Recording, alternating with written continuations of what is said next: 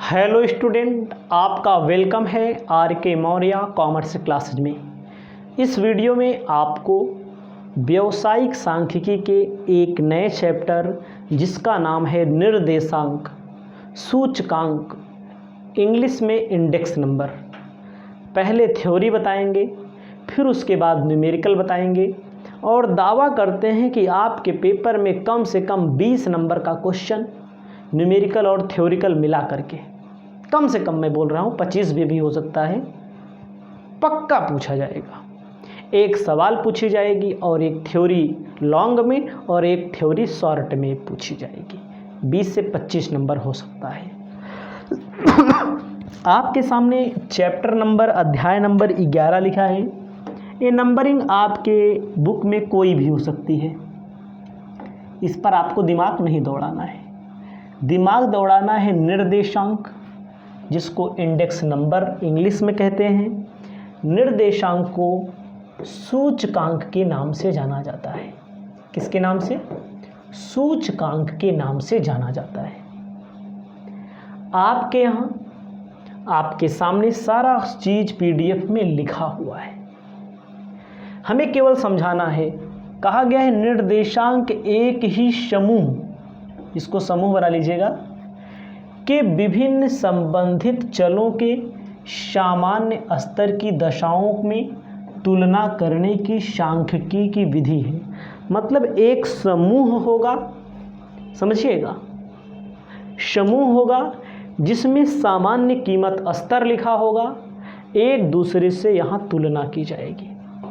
जैसे हम भारत में 1970 सामान्य मूल्य स्तर की तुलना 1960 में प्रचलित मूल्य स्तर से करना चाहते हैं। जैसे 1970 में क्या मूल्य है, 1960 में कौन सी वस्तु किस मूल्य की थी। तो अनेक प्रकार की वस्तु जैसे गेहूं, चावल, कपड़ा, मकान, दूध, तेल आदि के मूल्यों को विचार मत करना पड़ेगा। 2 वर्षों से संबंधित, 2 दशकों से संबंधित, समझिएगा, 10 साल में दूध का दाम, तेल का दाम, मकान का दाम, कपड़ा का दाम, चावल का दाम कितना घटा बढ़ा, इस कुल मिला के महंगाई का अनुमान लगाने का एक यंत्र होता है निर्देशांक सूचकांक। इस विधि में सभी वस्तुओं के मूल्यों में समान अनुपात में ही परिवर्तन हो। मूल्य स्तर के विभिन्न परिवर्तन का पता लगाने में कोई विशेष कठिनाई नहीं होती है, परंतु व्यवहार में यह पाया जाता है कि विभिन्न वस्तुओं के मूल्यों में परिवर्तन की विभिन्न दशाओं में, विभिन्न अनुपातों में होते हैं। मतलब कि वस्तुओं की जो कीमतों में परिवर्तन होता है उसी को मापना ही क्या कहलाता है? निर्देशांक कहलाता है, सूचकांक कहलाता है। दशकों से मापा जाता है, जैसे 1960, 1970, ठीक है, 2000, 1990, 2010, 2020, मतलब 5 वर्ष में भी मापा जाता है। समझिएगा, इसमें क्या बोला गया है? एक ही समूह के विभिन्न चलों के सामान्य स्तर की दशाओं में तुलना करने की सांख्यिकी विधि है। यदि हम भारत में 1970 के सामान्य मूल्य स्तर की तुलना 1960 के सामान्य मूल्य स्तर से करना चाहें तो अनेक क्या लिखा हमने? प्रकार की वस्तु जैसे गेहूं, चावल, कपड़ा, दूध, मतलब कि इन सब की महंगाई को मापना सूचकांक कहलाता है। कहा गया है गेहूं, चावल आदि को किलोग्राम में, कपड़े को मीटर में, दूध को लीटर में, मकान को कमरों के आधार पर व्यक्त करते हैं। गेहूं लेना हो तो किलो में, चावल लेना हो तो किलो में, कपड़ा मीटर में, दूध का भाव किस में? लीटर में, मकान का किराए के आधार पर। मापदंड की इकाइयां समान न होने के कारण विभिन्न वस्तुओं में के मूल्यों में अलग अलग दिशाओं अनुपातों में परिवर्तन के वस्तुओं के मूल्य को साध्य ज्ञात करने में कठिनाई आती है। आवश्यकता एक ऐसी निर्देशांक संख्या होती है जिससे विभिन्न वस्तुओं के मूल्यों में नए परिवर्तन की दिशा की मात्रा को मापा जा सकता है। तो कुछ परिभाषाएं आपके सामने हम व्यक्त करेंगे, देखो, जिसमें आपको काफ़ी चीज़ें समझ में आ जाएंगी।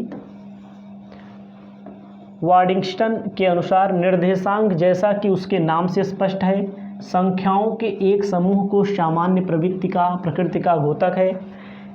ठीक है, ये थोड़ा कठिन पड़ेगा आपको, मैं सामान्य भाषा में बताना चाहता हूँ जो आपको याद हो जाए। बाउले के अनुसार आप याद कर लीजिएगा बस, ठीक है। बाउले का सवाल भी आता है, बाउले का सूत्र भी याद कर लेना।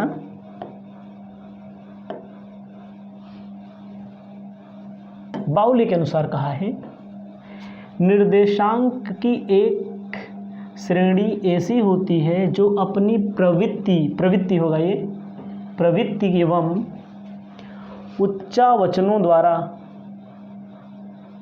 इस परिभाषा में होने वाले परिवर्तनों को जिससे वह संबंधित है स्पष्ट करती। मतलब कि कहने का मतलब जो वस्तुओं के मूल्य में परिवर्तन होता है उसको स्पष्ट करना निर्देशांक कहलाता है। ये और भी है, कहा गया है निर्देशांक सांख्यिकी एक ऐसी सांख्यिकी माप है जो समय, भौगोलिक स्थिति, अन्य विशेषता के आधार पर किसी चर मूल्य अथवा संबंधित चर मूल्यों में होने वाले परिवर्तन को प्रदर्शित करती है। मतलब कि वस्तुओं का मूल्य जो परिवर्तन हो रहा है उसको प्रदर्शित करना ही क्या कहलाता है, सूचकांक कहलाता है। आपको यहाँ पर ध्यान देना है सांख्यिकी की प्रमुख विशेषता क्या होती है, समझिएगा। कहता है सूचकांक की विशेषता संख्यात्मक माप है। सूचकांक हमेशा संख्या में व्यक्त किया जाता है। किसमें? सूचकांक हमेशा किस में व्यक्त किया जाता है?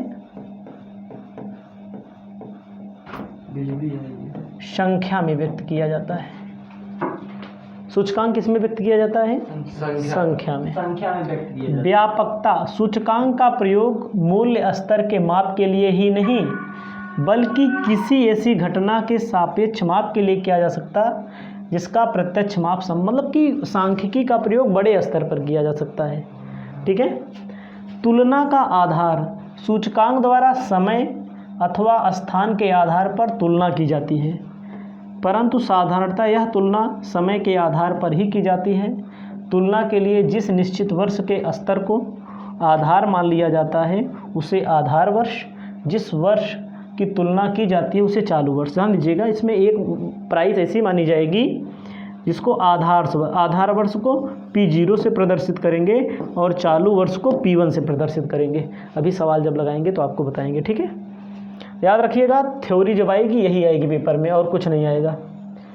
अगला है प्रतिशतों का माध्य। प्रतिशतों का माध्य में क्या कहा गया है? कहा गया है कि इसमें आधार स्थानों के मूल्य को 100 मानकर प्रत्येक दूसरे वर्ष के मूल्यों के प्रतिशत में बदला जाता है, जिन्हें मूल्यानुपात कहते हैं। फिर भी मूल्यानुपात का माध्य निकाला जाता है, यह माध्य सूचकांक कहलाता है। सूचकांक प्रतिशतों का माध्य है। मतलब कि सबसे पहले क्या किया जाएगा? आधार वर्ष माना जाएगा, चालू वर्ष माना जाएगा, ठीक है। दूसरे वर्ष के मूल्यों के प्रतिशतों में बदला जाता है, मतलब उसको मूल्य को प्रतिशत में बदला जाएगा, उसे मूल्यानुपात कहेंगे। मूल्यानुपात का फिर माध्य निकाला जाएगा। अगला है परिवर्तनों का सापेक्ष माप। सूचकांकों के द्वारा दो समयों स्थानों के बीच तुलनात्मक सापेक्ष परिवर्तनों को ही मापा जाता है। उदाहरण के लिए 1990 में थोक मूल्य सूचकांक 100 हो, 1997 में 180 हो जाए। इसका अर्थ यह हुआ 1990 की तुलना में थोक मूल्य 80% बढ़ गया। इसका निकाला जाता है, भी आप लोग आगे पढ़ेंगे। सूचकांक का उपयोग कहाँ किया जा सकता है? जटिल तथ्यों को सरल बनाने के लिए, जहाँ जटिल आपको दिखाई देता है उसको सरल बनाने के लिए। व्यावसायिक क्षेत्र में उपयोगिता, मतलब व्यावसायिक क्षेत्र को उपयोगी बनाने के लिए। मुद्रा में मूल्य परिवर्तन, जो मुद्रा में मूल्य परिवर्तन होता रहता है उसको मापने के लिए। उसके बाद तुलनात्मक अध्ययन को संभव बनाने के लिए। वेतन एवं भत्ता निर्धारित करने के लिए, जैसे महंगाई भत्ता होता है, वेतन होता है ना, सरकार समय समय पर बढ़ाती है, तो वहाँ पर सूचकांक का प्रयोग किया जाता है। अगला है कर नीति में सहायता होती है, विदेशी व्यापार संबंधी ज्ञान होता है, आर्थिक नीति में सुधार होता है। ठीक है, तो मेन चीज़ें आपको यही करना है। और आपको हम यहाँ पर ले चलते हैं सवाल की ओर, देखते हैं सवाल कौन सी इसमें। थ्योरी यही आएगा, याद रखिएगा। सवाल में 4 प्रकार हैं, स्थित सब बता रहे हैं, चिंता ना करिए आप। ये मत सोचिए इतना भगा देने कोई काम का नहीं है, जो पेपर में आता है उसको ध्यान में ज़्यादा दीजिए। ये चीज़ आपको अपनी कॉपी में लिखना है। कहा गया है निर्देशांक इंडेक्स नंबर, सरल आभारित निर्देशांक, भारित निर्देशांक। 2 प्रकार के निर्देशांक होते हैं, सरल भारित और आभारित। कहा गया है सरल समूही विधि मूल्यानुपात का माध्य, भारित में भारित समूही विधि मूल्यानुपात का भारित माध्य। तो सबसे पहले सरल समूही विधि का फॉर्मूला याद रखिएगा, P01 P1 अपान P0 इंटू 100। यहाँ पर P1 का आशय प्रचलित वर्ष यानी कि चालू वर्ष, P0 का मतलब क्या है यहाँ पर चालू वर्ष, P1 का मतलब क्या है, P1 का मतलब क्या है प्रचलित वर्ष के मूल्यों का योग, P0 का मतलब क्या है आधार वर्ष। ठीक है, तो आपको कुछ सवाल बताते हैं, सवाल सब कुछ इसी में सॉल्व होगा। PDF का मतलब क्या हुआ, डिजिटल बोर्ड का मतलब क्या हुआ, सब कुछ आप यहाँ से देख पाएंगे। मेन चीज़ आपको यहीं पर लिखना है, लिख लीजिए सरल समूही विधि। सरल समूही विधि इसको लिखिए अपनी कॉपी में, P01 equal to P1 upon P0 into 100। इसको सबसे पहले इतना चीज़ अपनी कॉपी में लिखिए, उसके बाद हम बढ़िया से सॉल्व करके आपको बताने जा रहे हैं। ध्यान देना है मेरे प्यारे स्टूडेंट्स, आपके सामने कुछ क्वेश्चन नंबर 1 है, इलस्ट्रेशन है, सॉल्व किया गया है, मेरा काम समझाना, मैं समझा दे रहा हूँ। कहा गया है given below are the prices of the 5 commodities for 3 year, construct the price index 1985 as base. 1985 को बेस मानकर, 1985 को बेस मानकर, यही है 1985 का, आपको इंडेक्स मालूम करना है 1986 का। 1900 बेस का मतलब P0 होगा, करंट का मतलब P1 होगा। समझ में आया, जिसका जिसका मानना है। तो सॉल्व किया गया है, तो आपको थोड़ा ऊपर ले जाते हैं सॉल्यूशन में, बुरा मत मानिएगा, सॉल्व किया गया है पहले से ही, हम आपको समझा रहे हैं। समझ में आया, देखो कहा गया है इसमें बेस को मैंने क्या बोला P0 ना, इसको P1, इसको क्या मान लेंगे P2 मान लेंगे। पूरा क्वेश्चन वही अभी लिखा है यहाँ पर। हमें क्या निकालना है, इंडेक्स नंबर हमें निकालना है। हम इंडेक्स नंबर कैसे निकालेंगे इसको आप देखते चलिए। इंडेक्स नंबर हम आपका निकालेंगे यहाँ पर P01 equal to P1 upon P0 into 100। P1 का मतलब इसको जोड़ लो दोस्त, इसको जोड़ेंगे तो 216 आएगा।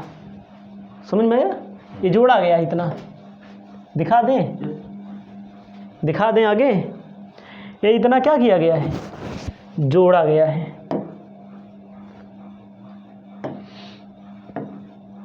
रुक जाओगा थोड़ा सा, ए जोड़ा गया है, ए जोड़ा गया है, ए जोड़ा गया है। अगर आप 1986 का निकालते हैं, जहाँ की 1985 दिया है, इसको बेस मानना है, इसका योग नीचे रहेगा और इसका योग ऊपर रहेगा। देखो 216 भागे इसका नीचे रहेगा ना P01 इक्वल इंटू 100, 135.85 आपका आंसर आ जाएगा। अगले का ध्यान देना है, 1987 का निकालना है। तो 1987 कितना, 230, यहाँ क्या लिखा जाएगा 230, P0 कितना 159, देखो नीचे लगाया गया है, आपका आंसर आ जाएगा। समझो पहले हमारी बात, सब अब सब दिख रहा है आपके सामने। 1985 को बेस मानना है। जिसको बेस मानेंगे उसको क्या बोलेंगे? P0। इसको क्या बोलेंगे? इसको क्या बोलेंगे? P2। ये दोनों करंट है, इसका निकालेंगे तो ये करंट हो जाएगा, इसका निकालेंगे तो ये करंट हो जाएगा। बेस केवल यही मानना है आपको, ये टोटल है। ठीक है, तो हमारा फॉर्मूला क्या होगा? P1/P0 into 100। P1 हमारा 216, P0 हमारा 159, कैलकुलेट कर लेंगे 135। अब 1987 को बेस का निकालना है तो इंडेक्स नंबर P02 हो जाएगा, P2/P0 इंटू 100, 230, 159, 144 आपका उत्तर आ जाएगा। अपनी कॉपी में लिख लीजिए। आपको यहाँ पर और एक क्वेश्चन देखना है, इंग्लिश में भले लिखा है, कोई विशेष दिक्कत नहीं होगी आपको। आपको कौन सा मेथड? सिंपल वाला मेथड लगाना है। कहता है 1993 को बेस मानिए पहली बार, दूसरी बार 5 ईयर को एवरेज निकाल के बेस मानिए, 1990 से 1993 बेस ईयर। समझिएगा, 3 बार इसको क्वेश्चन को लगाना है। एक बार केवल 1993 को बेस मानिए, समझिए इसको हमारी बात। 1993 सबके नीचे रहेगा।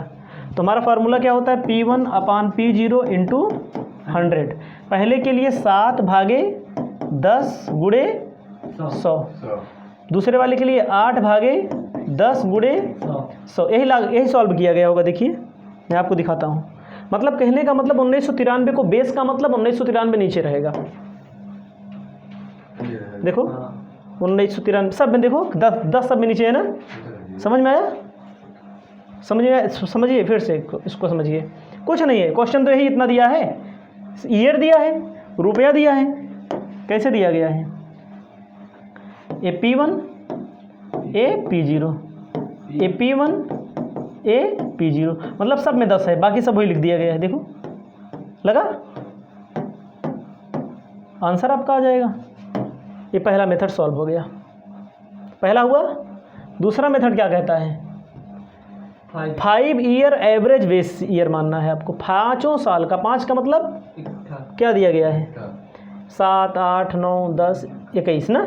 सबको जोड़ दीजिए, समझिएगा। यहाँ प्लस का निशान नहीं लगा है, प्लस प्लस प्लस प्लस, सबको जोड़ के 5 से भाग दे दीजिए। हाँ, तो क्या आ जाएगा? 5 से भाग देंगे तो 11 आ जाएगा। अब क्वेश्चन को कैसे सॉल्व किया गया है? इसमें सबके नीचे 10 था, इसमें सबके नीचे क्या हो जाएगा?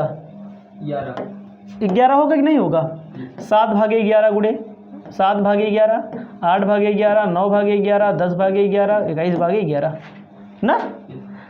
अब अगले में क्या बोला है? 1990 से 92 तक, बस 1990 वाला ये तीसरा है। 90, 91, 92, 7, 8, 9 तीनों को जोड़िए, 3 से भाग दीजिए। 9, 8, 17, 7, 9, 8, 17, 17, 7, 25, 17, 24, 24/3, 8 आया कि नहीं? मतलब पहले में 1993 को मानना है, दूसरे में किसको मानना है? दूसरे में हमको मानना है एवरेज 5 साल का।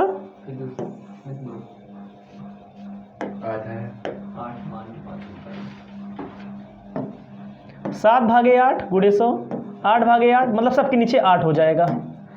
जो ना समझ पाए अब आप खुद समझ सकते हैं, कुछ नहीं करना है, जो बोला है वही कर दिया गया है। दूसरा मेथड हमारा ए वाला होगा। अपनी कॉपी में इस सवाल को लगा लीजिए।